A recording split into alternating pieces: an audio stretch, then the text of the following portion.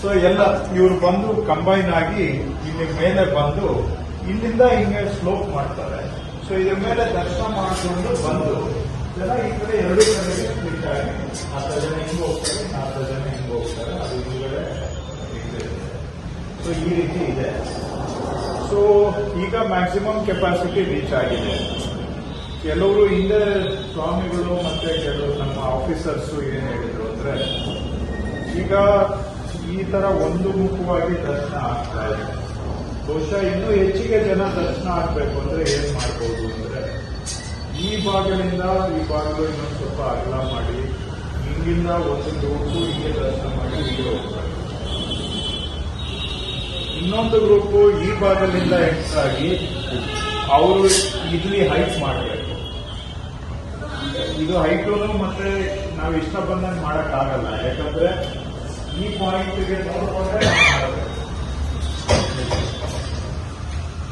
ಅದರಿಂದ ಅಲ್ಲಿ ಮೇಲೆ ಹೋದ್ರೆ ಜನಕ್ಕೆ ದರ್ಶನ ಆಗಲ್ಲ.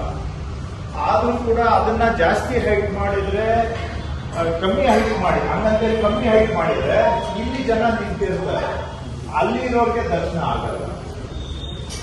ಸೊ ಅವಾಗ ಇದು ಲೆವೆಲ್ ಡೌನ್ ಆಗ್ಬೇಕು. ಇದು ಇಲ್ಲಿ ನಿಂತಿರೋ ಜನ ಆಲ್ಮೋಸ್ಟ್ ಒಂದಡಿ ಕೆಳಗಡೆ ನಿಂತ್ಕೋಬೇಕು. ಇವರು ಹಿಂಗೆ ಹೋಗೋರು ಈ ಕಡೆಯಿಂದ ಪ್ಯಾಸೇಜ್ ಆಗೋರು ಒಂದಡಿ ಕೆಳಗಡೆ ದರ್ಶನ ಇಳಿಬೇಕು, ಇಲ್ಲಿ ಇಳಿದು ದರ್ಶನ ಮಾಡ್ಕೊಂಡು ಹೋಗ್ಬೇಕು. ಇವರು ಈ ಹೈಟ್ ಅಲ್ಲಿ ನಿಲ್ಬೇಕು. ಇದು ಸ್ವಲ್ಪ ಮೇಲಕ್ಕೆ ಮಾಡಬೇಕು.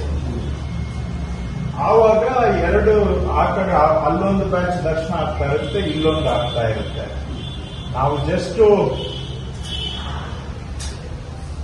ಇನ್ನೂ ಸ್ವಲ್ಪ ಲಾಜಿಕಲ್ ಆಗಿ ಮಾತಾಡಿದ್ರೆ ಲೇಡೀಸು ಮಹಿಳೆಯರು ಇಲ್ಲಿ ಬಿಡಬೇಕು. ಸಾರಿ, ಲೇಡೀಸು ಮತ್ತೆ ಮಕ್ಕಳು, ಯಾಕಂದ್ರೆ ಅವರೊಂದು ಆವರೇಜ್ ಒಂದು ಇಷ್ಟು ಕಡಿಮೆ ಇರ್ತಾರೆ.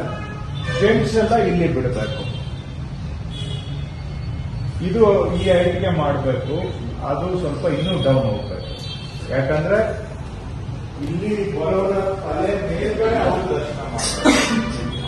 ನಮ್ಮ ತಲೆ ಮೇಲೆ ಅವರು ಇಲ್ಲಿ ದರ್ಶನ ಆಗಬೇಕು. ಇಲ್ಲೂ ಜನ ಇರ್ತಾರೆ, ಅಲ್ಲೂ ಜನ ಇರ್ತಾರೆ. ಮತ್ತಷ್ಟು ಸುದ್ದಿಗಳಿಗಾಗಿ ನೋಡ್ತಾ ಇರಿ ಪಬ್ಲಿಕ್ ನ್ಯೂಸ್ 24x7. ಇದು ಸತ್ಯದ ಧ್ವನಿ.